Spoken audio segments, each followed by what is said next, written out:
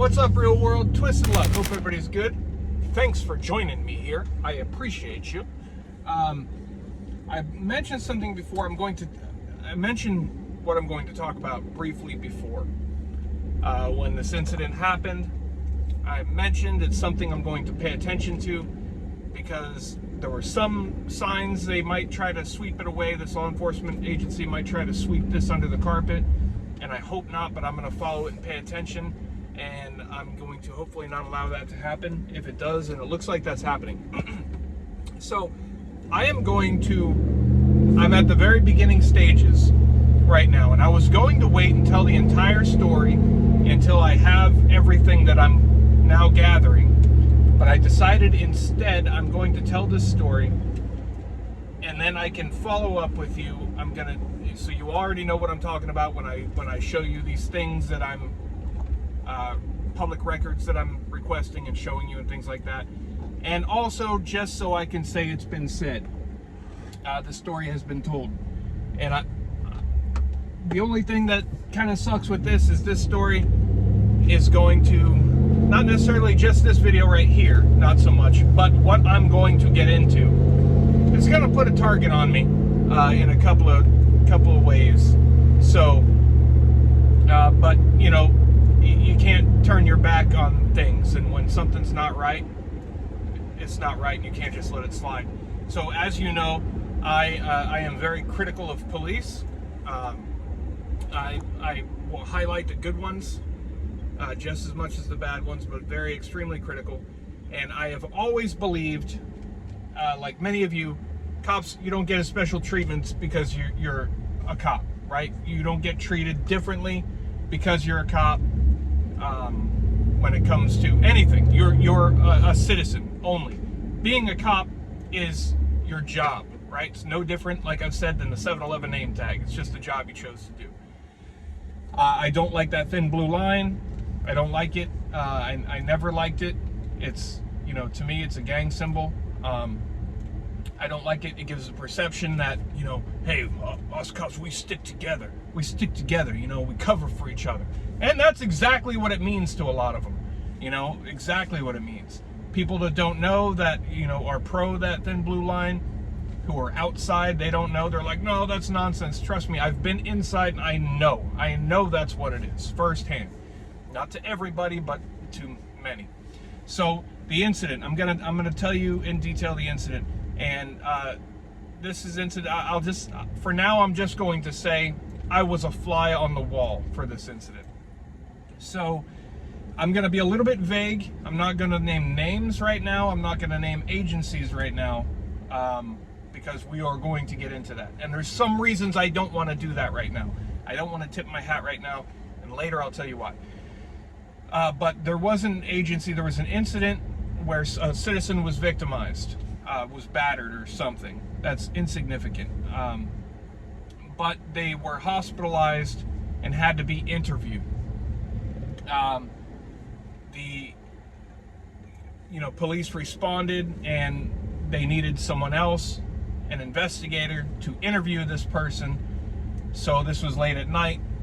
You know, investigators have banker's hours, so they had to call the on-call investigator. Now, when law enforcement is on call, much like anybody else on call, many of you are familiar with how that works. When you're on call, you know that you're on call. And especially in law enforcement, there are rules that say when you're on call, you will be ready to work. You know, if you get the call, you can't say, sorry, I had a drink. You know, no, now you're in trouble because you shouldn't have had that drink. That's it. You're on call. You need to be prepared to work at the drop of a dime. So they call somebody out. This cop, this investigator, eventually shows up. This investigator lives about 30 to 40 minutes away from where they had to go to do the interview. They drove a department vehicle, an unmarked police vehicle. When they got there, people around in the area, they came into the parking lot kind of oddly, kind of like not a typical driver. Like maybe something is wrong, somebody in distress, somebody intoxicated, who knows. But coming into a hospital and you see somebody driving like that, your first thought is, this is somebody who's coming here seeking help, right? And then, they do a terrible job of driving. They come in, open the driver's door eventually, and essentially fall out of the car. Or I should say spill out of the car. They spill out of the car onto the ground, sobbing. People, what's going on? And they're trying to help this person up. They don't know, what this person is doing, what's wrong. Everybody's assuming this person is coming here for medical attention, for medical, what's wrong. They think something's very wrong with this person. They can't stand up. They're using the door and the pillar inside the car, trying to pull themselves up, having a hell of a time doing it, crying, saying, I'm sorry. Sorry for what? What's going on? And then somebody alerts, hospital staff who come out, and they're all trying to help this person. And this person's saying, oh, I'm so sorry. I'm here for an interview. And they're saying, well, you're out of your mind, because it's the middle of the night. Nobody here is conducting any interviews. I don't even know if we're hiring, but there's no interviews taking place. And this person is insisting, no, they're here for an interview. Okay, whatever. Let's just get you inside, right? Let's just get you inside and we'll talk about it later. Maybe it's somebody that is having some mental issues too. They don't know. So hell of a time helping this person up, right? And there was a cop inside that was waiting on an investigator to show up. That cop eventually came out and saw what was going on.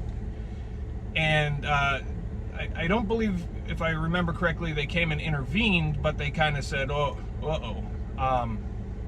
this is not good. Turned around and made a phone call. Now, let me tell you, all of what I'm telling you here is on video with audio. And that's another story that I'll get into. So then this person starts crying and sobbing some more. He saw me. Oh no, he saw me. What am I gonna do? He saw me. What are you talking about? Well, it turned out they were talking about the cop that was inside saw the investigator, and the investigator realizes now, an investigator's saying that they had to stop 3 times. They almost didn't come. They had to stop 3 times to pull over and throw up. Talked about how they eventually figured out that they were drunk, because I believe that they just came right out and said it, if I remember correctly. And that they had to stop several times, either 2 or 3 times, to vomit on the way there. And what they were actually doing when they spilled out of the car when they got there, they admitted that when they got to the parking lot, spilled out of the car and was trying to pull themselves back up and climb back into the car, they were going to leave, drive back home. They decided, after 30 and 40 minutes of driving, well, probably longer because they kept stopping, after all that time, they decided, not a good idea, let me go do that again, let me drive back. This was intoxicated to a whole new level. They apparently reeked of alcohol. There was a very strong odor of alcohol on this person. Could not even stand or form proper sentences. And this person had just drove, 30 miles here and was about to go back, was about to drive back. So they're upset now because the cop inside saw them. Oh no, everybody's gonna know. That cop went in, made phone calls. Higher ups started arriving and things like that, and oh, we gotta discuss this, we're gonna figure out what's going on, hush hush. There was some overhearing talk of how can we make this go away. What can we do here? Because it was very, very evident, and it was not a secret, that this cop just drove here absolutely sloshed. I mean, to a level that would anger any of you. That cop drove around all of your families. Any of your family could have been on the road. And was about to go do it again. They drove, got the phone call, didn't decide then. They knew how bad off they were, but they didn't decide at the phone call that, no, I'm not going to do this. This is bad. You know, they should have just said, hey, I'm going to get written up, I know, but I'm in no condition to drive, and I apologize, I'm so sorry. Instead, they decide they want to try to avoid that trouble and go. And there's no way they could have conducted an interview. There's no possible way. Like, you know, couldn't even form sentences. So there's no way that would have happened. So the judgment of this cop was just horrific. And this cop has made DUI arrests in the past, right? And this is something that I'm going to highlight in coming parts of this video, in this investigation, or this, you know, we're going to be shedding a light on this because they're trying to put it in the shadows, and it's not right. And I'm not after one person. I'm not trying to go after one person. I'm trying to do what's right. Do you think if that was any of you, for one, I have no respect for anybody that's going to go out and do that, right? Especially a cop, and especially cops who think they're going to cover up because one's a cop. Do you think if they pulled over you or your brother, not saying that you would do that, but you know, your family member, or let's just hypothetically you, right? You're in that condition. Do you think that would have been like, hey, you know what? Let's help make this go away. I know people saw it, but we're going to try to sweep it away. We're going to try to sweep it away so nobody knows. Going to give you a ride home. Nothing's going to happen. Absolutely not. You are going to jail. Your car is getting impounded. Your license is getting suspended. You may or may not get convicted of it. Either way, you're going to pay some fines. You're going to have some license troubles. You're going to have a hard time. You may or may not have issues with your employment, you know, depending on what you're doing. This is what's going to happen. They're not going to, hey, let's sweep this away. You know, imagine your company vehicle, but the company vehicle was a police car, right? I can't imagine this, but these are the dirty things that go on that cannot go on. These things can't happen because what example does that set? And what's the perception of the public, right? The public wouldn't be treated that way. The public would be dealt with according to the law. And the cops should too. Now, there's a weird shadow. Now, they didn't completely sweep it away.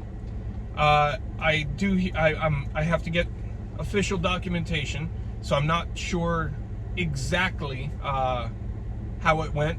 And I don't know if there is any documentation. There should be, there needs to be, and there should have been, following, you know, their policy and all of this. There should have been documentation, but I am told that there was, for a time, this person was not allowed to drive a company vehicle for a short time.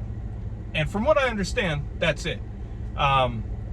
Still got their license, still working, still doing everything else, just can't drive the company vehicle. But I think that was only very, very brief. And this does not compare at all to what a citizen would have faced. And especially to somebody who's going to be so hypocritical, going to go out and charge people with crimes. No tolerance. Oh, no, I don't want to hear your BS. I don't want to hear your stories. Oh, of course you were going to turn around. I know you're sorry. Stop crying. Did the exact same thing, and they appear to be covering it up. And I don't want that to happen, especially with cops. You know, I have no personal agenda against any one person, but it's this type of thing. And I've always hated cops giving cops special treatment. This should not happen. It just shouldn't happen. That's that thin blue line crap that the public has a very negative perception of.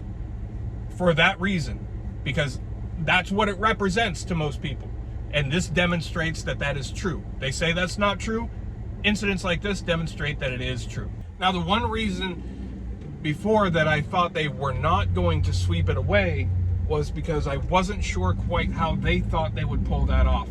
Now, I definitely thought that if they could pull it off, they would do it.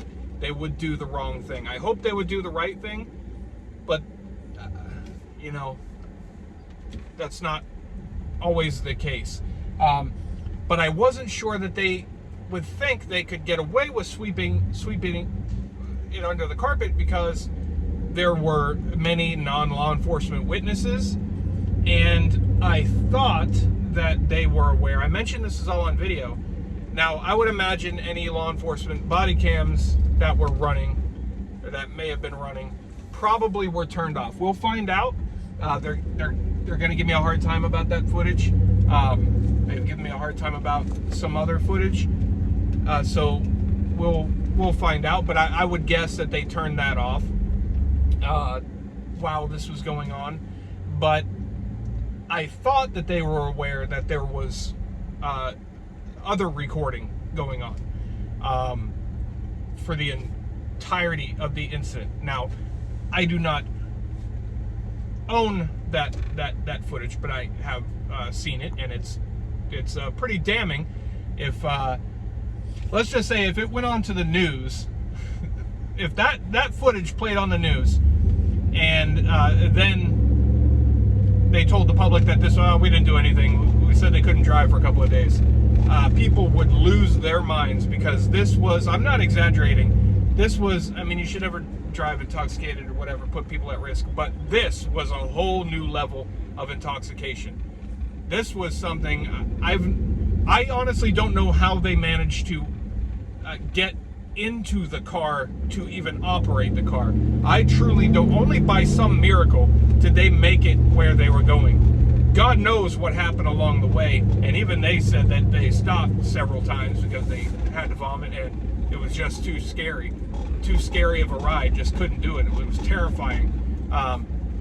But yet they continued. A law enforcement officer continued to just go on and saying, you know what? And you know what I feel like the mentality probably was? If anything, if I get caught, I'm good. I'll be good.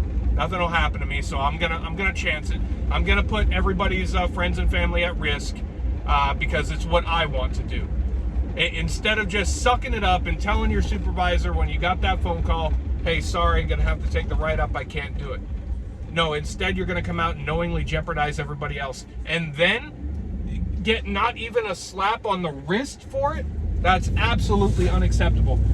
I can't say enough. I would never, I don't ever want somebody to see their job or drag somebody through the mud. But if they put themselves into that mud, then they can only get, what they have created. They can only expect what they have created. Sandhill crane crossing the road. Take your time, my friend. This is your world, your house. I'm just in the middle of it.